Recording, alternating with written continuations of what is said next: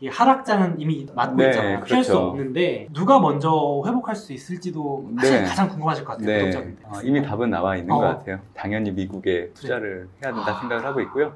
과거는 미래의 거울이라는 얘기 들어보셨을 거예요. 네. 결국 앞으로의 어떤 상황을 전망을 하려고 하면 좀 뒤돌아보는 부분들이 필요한데, 사실 잘 생각을 해보면 우리는 한 10년 전으로 항상 이 길을 겪어왔었거든요. 최근에 코로나19 이전으로 돌아간다고 하면 사실 2008년도 금융위기, 그때를 좀 많이 기억들 하실 거예요. 그때 이후에 미국과 유럽, 일본 이런 선진국 국가들을 우선적으로 좀 보면 2011년도 이전까지는 이 길을 겪고 나서의 어떤 경제 성장, 증시의 회복력 자체가 그렇게 크게 차이는 나지 않았었어요. 금융위기를 다 같이 겪고 네네. 나서 회복하는 속도가 그렇죠. 미국과 다른 나라들의 차이가 별로 없었다. 그렇죠. 일단 미국과 유럽, 일본을 놓고 보면 경제 성장의 속도, 증시의 어떤 회복력을 놓고 봤을 때 좀 비슷한 흐름들이 있었는데, 이제 그 이유가 좀 달라지는 흐름이 나타나죠. 2011년도 이후에. 금융위기 이후에 한 2, 3년 정도? 네네네. 보통 2009년 정도 증시가 바닥쳤으니까 네네. 10, 11년, 한 3년 정도는 비슷하게 네. 올라왔는데 네. 그 이후에 갈라졌다? 왜 어떻게 갈라졌을까요? 아무래도 이제 생산성이란 부분들이 좀 중요한 역할을 한 것 같아요. 국가별로 놓고 봤을 때 매년 생산성을 늘려갈 수 있는 저력을 갖고 있는 국가는 미국 말고는 사실 찾아보기 좀 드문 부분들이 있죠. 그래요? 예. 그럼 생산성이라는 게 정확히 어떻게 이해하면 될까요? 일본은 아시다시피 이제 고령화라는 문제가 있는 네. 국가고, 유럽은 이제 여러 국가들이 통합된 나라이다 보니까 어떤 단결력을 보여주기는 어려운 부분들이 있죠. 왜냐하면 국가마다 차이가 있잖아요. 네. 독일 같은 경우에는 부유한 국가이기 때문에 크게 문제는 안 되지만, 네. 사실 관광산업을 중심으로 하는 국가들, 뭐 이탈리아 이런 국가들은 사실 관광산업이라는 게 경기를 많이 타잖아요. 네, 네. 특히 감염병 같은 게 발생하게 되면 또 관광 수요가 급격하게 떨어지는. 그러니까요. 이번에도 이탈리아 그렇죠. 뭐 이런 데는 예. 가고 싶어도 못 가니까. 예. 그래서 사실 일본, 유럽의 예의이긴 한데 국가마다 가지고 있는 어떤 부분들이 각기 다르다 보니까 결국 미국이 2011년도 이후에 경제 성장을 꾸준히 해오고, 네. 또 증시 역시 거기에 보답해서 네. 상승하는 모습이 나왔죠. 그래서 2008년도 이후의 모습을 좀 말씀드렸는데, 코로나19가 발생했을 때도 한번 보시면 사실 세계 경제, 세계 증시를 견인하는 원동력은 미국이었다는 걸 우리가 확인할 수 있었죠. 왜냐하면 코로나19가 감염병이었기 때문에 백신을 가장 먼저 생산했던 국가가 미국이잖아요. 미국이죠. 예. 그러다 보니까 이제 코로나19 이전의 일상으로 가장 먼저 회귀를 시작한 나라도 미국이었던 것 같고, 그래서 단연코 생각을 해보면 위기가 찾아왔을 때 대부분의 국가들이 동일선상에 놓인 건 맞지만, 이기국을 위한 어떤 여력을 놓고 본다고 하면 단연코 미국이 앞설 수 있는 무기들이 항상 있었다는 거죠.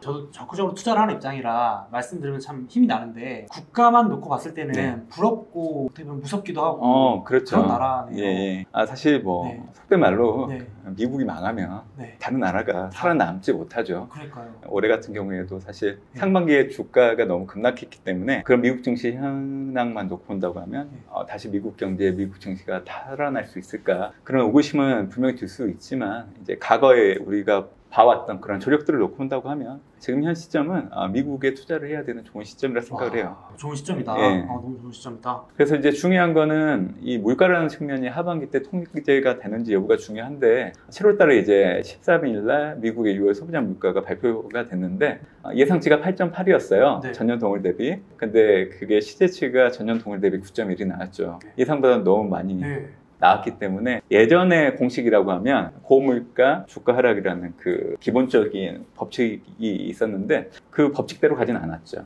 오히려 예상치보다 높은 물가가 나왔음에도 불구하고 시장은 소폭 하락에 그치면서 물가로부터 빠르게 좀 벗어나는 모습이 나타났는데, 그러한 이유들이 결국 앞으로 물가가 통제될 수 있다는 기대가 반영되기 때문입니다. 그러니까 이번에 불과 올해 상반기만 해도 물가 나오면 쇼크 난다면서 증시 막 폭락하고 그랬는데, 이번 7월은 좀 특징이 이제는 좀 너도 나도 다 아는 악재랄까요? 그래서 그런지 좀 방어를 생각보다 잘한다 이런 느낌이 들더라고요. 아마 유가 때문에 그럴 거예요. 유가 때문에요? 6월 소비자 물가에는 사실 6월달 유가가 많이 반영되지 못했어요. 이 6월 소비자 물가의 세부 항목을 놓고 본다고 하면 에너지가 기여도 측면에서 41.6% 정도 차지를 해요. 그러니까 상당히 많이 차지하는 거죠. 거의 절반 가까이. 물가가 이렇게 많이 올랐다고 할 때 그거의 거의 40%에 달하는 부분이 에너지. 유가가 올라서.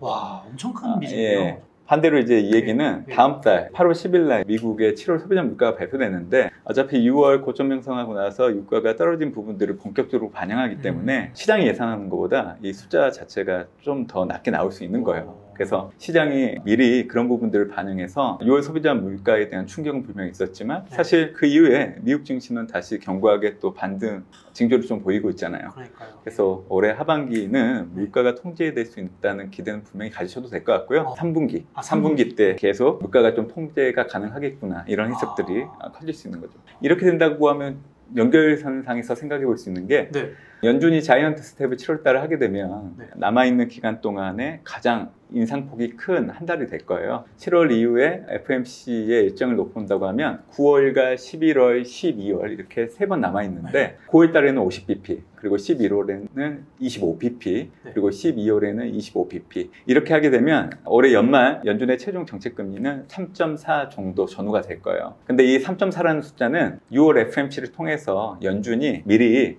가이던스를 준 겁니다. 결국 물가가 고점을 통과하고 연준의 긴축 강도가 줄어드는 거잖아요. 75bp, 50bp, 25bp. 그렇기 때문에 증시는 반등 압력이 점점 커질 수 있다고 보는 거죠. 그래서 올해 하반기 남아있는 미국 증시 흐름을 놓고 본다고 하면 일단 3분기 반등, 그리고 이제 4분기는 사실은 좀 하락 압력이 높아질 여지가 있어서 다시요? 3분기 좀 올랐다가 또 떨어질 수 있다? 그래서 두 가지 변수를 염두에 두고 있는데 그 두 가지 변수에 따라서 경로가 좀 약간 달라질 수 있어요.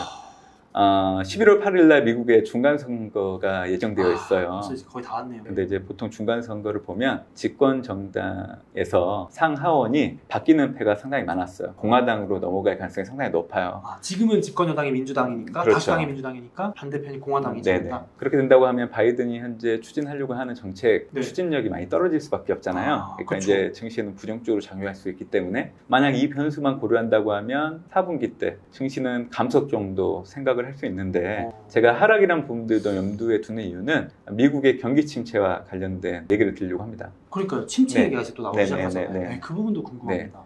사실 미국 경기 침체는 확률이 높아진 건 분명 맞아요. 근데 침체에 들어간다고 단정지어서는 안 된다고 저는 생각을 계속 하고 있는데 중요한 거는 7월 28일 날 발표되는 미국의 2분기 GDP 속보치가 되게 중요해요. 7월 28일? 같은 날 또 7월 FOMC 결과도 나거든요. 빅데이네요 정말. 1분기 때 미국이 전분기 연율로 마이너스 2.6% 역성장을 했는데 2분기 때 만약에 역성장이 나온다고 하면 2분기 연속 역성장 되는 거잖아요. 마이너스가 2분기 연속으로 나오는 거잖아요. 일반적으로 금융시장에서는 기술적인 경기 침체에 들어갔다고 얘기를 하는 거죠. 저도 이제 그 부분을 염두에 둔다고 하면 미국의 경기 침체 확률이 더 커지는 부분으로 인정을 하긴 해요. 그래서 이제 미국의 경기 침체 확률이 높아지는 시점에 대해서 얘기를 좀 드리려고 하는 건데 일단 저는 역성장 숫자가 나올 걸로는 생각을 안 해요. 그래요? 왜냐하면 미국의 민간 소비가 견고하기 때문에 너무 좋아요, 소비가? 최신 데이터를 보면 지금 현재 1% 정도 성장을 좀 보이고 있거든요. 플러스다, 마이너스가 아니라? 그래서 저뿐만이 아니라 주요 IB들도 일단 2분기 때 플러스 성장을 예상을 하고 있기 때문에 만약 이게 결과치로 나온다고 하면 올해 남아있는 기간 동안에 사실 미국이 경기 침체에 들어갈 확률은 더 떨어지게 되는 거죠.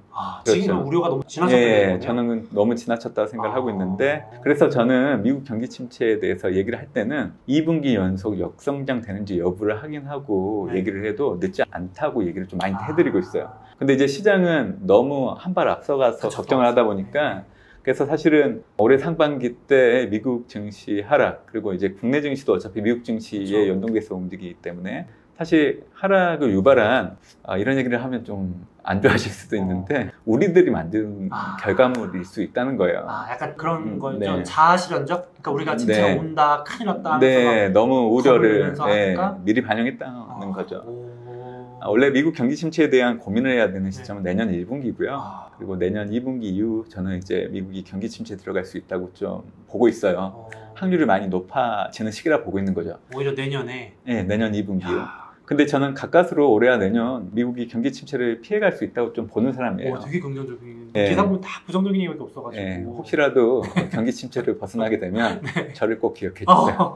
마지막 남은 외로운 황소가 아마 이렇게 얘기해드리면 왜 내년도 2분기 이후가 미국의 경기 침체 확률이 높아지는지에 대해서 많이 궁금해하실 거예요.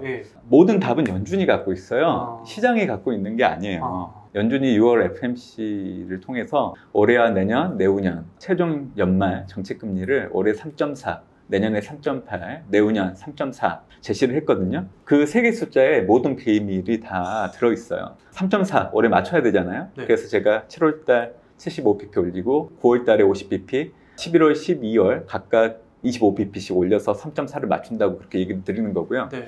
내년에 3.8을 제시를 했는데 올해보다는 기껏해야 0.4%포인트 정도밖에 차이가 안 나잖아요. 네네네. 그러니까 올해가 가장 연준의 긴축 강도가 센 한 해고 네. 내년부터는 긴축 강도가 좀 완화되는 해로 접어드는데 네. 내년에 FOMC 일정을 보면 1월과 3월 25pp씩 올리게 되면 내년 3월이면 3.8을 맞춰요. 다 끝나네요. 긴축 끝났네요. 지금. 네, 그래서 저는 금리 인상의 종료는 내년 3월 정도로 예상을 하고 있고요. 네네. 근데 이제 금리 인상을 종료하게 되면 사실 큰 위기가 보통 찾아오거든요. 예. 금리 인상 후반부에 찾아온다는 위기 그런 거군요. 연준의 긴축 사이클을 1979년도 이후를 놓고 봤을 때 올해 물가는 높고 실업률은 상당히 낮은 상황인데 이거랑 동일한 투자 환경을 갖고 있는 해는 1979년과 2004년이었어요. 그때 당시를 보면 1979년도 연준의 긴축 사이클 때는 80년도 3분기, 4분기 때 스태그플레이션이 찾아왔고요. 그리고 금리 인상이 종료되고 나서는 미국의 더블딥 그리고 남미 부채 위기가 발생을 했죠. 그리고 2004년도에는 금리 인상이 종료되고 나서 이제 2008년도 금융위기가 찾아왔죠. 그러니까 중요한 거는 연준이 기준금리를 올린다고 해서 두려워할 게 아니라 금리를 올리는 단계에서는 경기 후퇴는 불가피해요. 그거는 인정을 해야 돼요. 그리고 큰 위기는 금리 인상이 종료되고 나서 찾아왔기 때문에 그래서 저는 이제 연준이 내년도 금리 인상을 종료하는 시점을 3월 정도로 보고 있기 때문에 2분기부터 미국의 경기 침체의 확률이 커지는 시점을 좀 보고 침체가 들어간다고 하면 내년 2분기 이후에 들어갈 수 있다고 그렇게 좀 얘기를 드리는 거고요. 벌써부터 뭐 금리 인하에 대한 얘기도 나오긴 하는데 그건 너무 한 발 앞선 생각인 것 같아요. 너무 앞서갔군요. 2024년도에 금리를 3.4로 제시를 했어요, 연준이. 그러니까 연준은 내후년에 이제 금리 인하를 생각을 하고 있거든요. 근데 만약에 미국의 경기가 그렇게 좋지 않는다고 하면 연준은 조금 더 빠르게 시행할 수 있는데 저는 그거를 내년도 하반기 정도로 보고 있는데 그렇다고 해서 미국이 경기 침체에 들어갔는데 바로 금리 인하를 단행하지는 않아요. 한 분기에서 두 분기 정도는 지켜보고 나서 대응을 좀 하는 패턴이 나올 거예요. 그래서 빠르면 내년 하반기, 3분기 비나서야 금리 인하를 시행할 수 있는데 이 금리 인하라는 게 의미가 있어요. 중앙은행 입장에서는 미국의 경기 수축을 공식적으로 인정하는 거라고 좀 해석을 해주시면 되고 금융시장에서는 어떤 식으로 해석을 하셔야 되면 금리 인하이기 때문에 아마 또 증시는 상승의 또 발판으로 삼을 가능성이 있어요. 호재로 인식할 수 있겠죠. 그렇죠. 그래서 저는 지금 말씀드렸던 것들을 결론적으로 얘기해드리면 일단 올해는 금리 인상 단계, 경기 둔화는 불가피하고 내년도는 3월달 정도에 금리 인상이 종료되게 되면 금리 인상이 종료되는 그 다음 분기, 2분기 이후부터 미국의 경기 침체 확률이 높아진다. 그리고 시제적으로 들어갈 수도 있고 아닐 수도 있고 예, 저는 이제 가까스로 피할 수 있다고 생각하는 사람인데 시장에서는 어차피 과도하게 우려를 하다 보면 가정을 해서 이제 얘기를 드리는 거고 경기 침체에 들어간다고 하면 결국 연준은 기준금리 인하를 해야 되는데 기준금리 인하는 연준 입장에서는 경기 수축을 인정하는 거지만 금융시장에서는 상승의 또 기회로 삼을 수 있기 때문에 내년도에는 이렇게 좀 수순을 갖고 전망을 해야 된다 이 얘기를 좀 드리고 있죠. 일단 제가 경제 전망을 해주신 부분에서는 이해를 했거든요.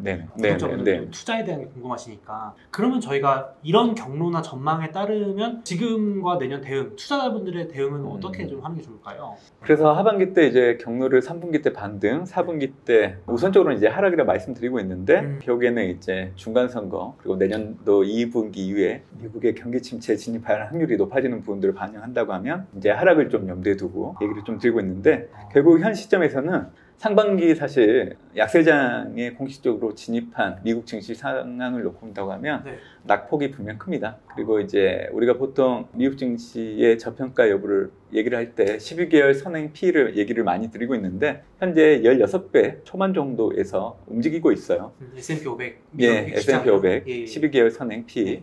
코로나19 이후에 평균적으로 21배 가까이 됐고요. 코로나19가 발생하기 이전에 약 17.8배 전후했어요.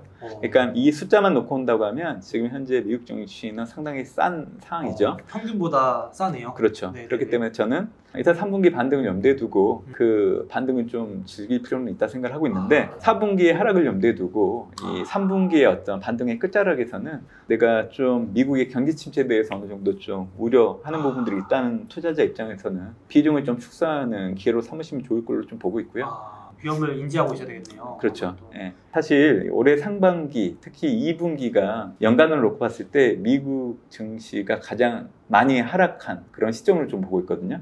가장 거의 저점에 네, 올해 상반기, 특히 2분기. 예. 그러니까 3분기 반등, 4분기 때 하락을 한다고 하더라도 사실 올해 2분기 저점을 깰 거라고 생각은 안 해요. 가장 궁금했던 부분이에요. 네, 구독자분들 보셨을 것 같은데 내년에 다시 떨어진다 그러면 또 머리가 아픈데 그래도 올해 지금 저희가 지나고 있는 이 바닥 부분까지는 오기 힘들다. 네, 그래서 이제 제가 지금 말씀드렸던 경로는 분기별로 대응하는 측면이고 사실 미국 주식에 투자하는 거는 중기적인 시각 갖고 투자는 분명 좋아요. 맞습니다. 네, 저는 이제 올해 연초에도 올해는 변동성이 좀 클 수 있기 때문에 농부의 마음으로 좀 투자를 해야 된다는 얘기를 좀 드렸었는데 기억을 해주시는 분들은 또 기억을 해주시더라고요. 그러니까 1년만 놓고 온다고 하면 봄, 여름, 가을, 겨울 사계절이 있듯이 봄에 씨앗을 뿌리고 인고의 시간인 여름을 지나서 수확을 거둬들이는 가을이 찾아오는 것처럼 사실 1년 단위로 놓고 온다고 하면 올해 상반기가 씨앗을 뿌렸던 시기였고 지금 현재는 어떻게 보면 좀 인고의 시간이 지나가고 있는 시점이잖아요. 3분기는 이제 반등을 통해서 수확을 거둬들이는 이런 단계라고 좀 생각을 했었기 때문에 농부의 마음으로 좀 투자를 해야 된다 좀 얘기해드렸고 인내를 하는 게 저는 중요하다고 생각을 해요. 그럼 다음으로 지금 연구원님께서 일단 싸다. 싼 거는 내가 샀다. 많이 싸고 이럴 때 좀 해놓을 만한 종목들 특징이 있다면 어떤 게 있을까요? 미국은 1980년도 이후에 경제 성장의 원천을 사실 디지털 산업을 통해서 찾았어요. 그래서 2008년도 금융위기 오고 나서 미국 행정부의 정책들은 대부분 디지털과 관련된 쪽에 대부분 투여가 됐었죠. 그러다 보니까 사실 경제 성장이 좀 빠른 회복을 좀 보였던 이유가 됐던 건데 사실 여러분들이 지금 이렇게 알고 있는 마가시라는 기업들 있잖아요. 테슬라를 제외한다고 하면 뭐 마이크로소프트, 애플, 아마존, 알파벳 사실 이런 기업들은 미국 정부의 정책 수혜를 온전히 받아온 대표적인 기업들이에요. 이 정책을 받고 혁신을 통해서 후속적으로 미국의 경제 성장을 이끌었던 그런 선순환을 통해서 지금 미국은 계속 성장을 해왔던 상황이거든요. 아니 이거 기업들이 알아서 잘한 게 아니고 그 큰 그림은 또 정부의 수혜가 있었다. 예, 2008년도 이후 그게 더 확연히 두드러졌고 결국 디지털이라는 부분들이 시대 조류잖아요. 그렇기 때문에 아마 이 코로나19 이후를 놓고 본다고 하더라도 미국 정부는 디지털 전환과 관련된 정책들을 꾸준하게 서포트할 수밖에 없는 상황이라고 봅니다. 그래서 사실 미국 주식 제가 이제 분석을 하면서 결론적으로 좀 심플하게 드리고 싶은 얘기는 마이크로소프트, 애플, 알파벳, 아마존 그리고 테슬라 마가시네요. 마가? 네, 5개 기업만 주가가 좀 많이 떨어졌을 때 올라갈 때 마시고 항상 주가가 좀 떨어질 때마다 사 놓으시면 지금보다도 주가는 계속 올라갈 여력이 있다는 겁니다. 마가 기억하면 되네요. MAGAT. 이게 뭐 유행을 쫓을 게 아니고. 유행을 쫓을 이유는 없어요. 미국 주식에 투자를 할 때는. 또 요즘에 워낙 정보들이 지나칠 정도로 많다라는 의견들도 있거든요. 너무 혼란스럽고 발피를 못 잡겠다 하시는 투자자분들도 많으신데 소음과 진짜 정보, 소위 말하는 신호 이런 걸 구분하는 또 팁을 주시면 너무 감사하겠습니다. 저는 뉴스를 너무 자주 보시는 것도 투자의 어떤 결정을 내리는데 혼동을 주는 부분들은 분명히 있다고 봐요. 그러니까 제가 코로나19 이후에 투자자들을 지켜본 결과 과거 학습 효과를 통해서 대응을 잘하는 측면들은 분명히 있는데 사실은 이제 이 금융시장을 움직이는 보이지 않는 손은 분명히 있거든요. 근데 그 보이지 않는 손보다 한 발 앞서서 하려고 하다 보니까 오히려 그게 역풍으로 다가오고 있는 것 같아요. 너무 빨리 또 우려한다든지. 제가 이런 얘기를 해드리는 이유는 금리 인상이라는 부분들을 놓고 본다고 하면 연준은 사실 금리 인상에 대해서 그렇게 고민하지 않았었어요. 근데 시장이 너무 먼저 금리 인상에 대해서 고민을 하기 시작을 했고 그로 인해서 이제 연준이 인식을 하고 그래도 이제 전반적인 어떤 현실 분위기를 반영을 해야 되기 때문에 그래서 사실은 연준이 먼저 금리를 올리겠다고 생각을 한 건 아닌 것 같고 시장에서 그렇게 보니까 어쩔 수 없이 뒤늦게 금리를 올리게 됐죠. 그래서 이제 연준이 이런 얘기를 듣는 거죠. 정책 실기. 정책이 좀 늦은 거 아니냐. 뒷북이다.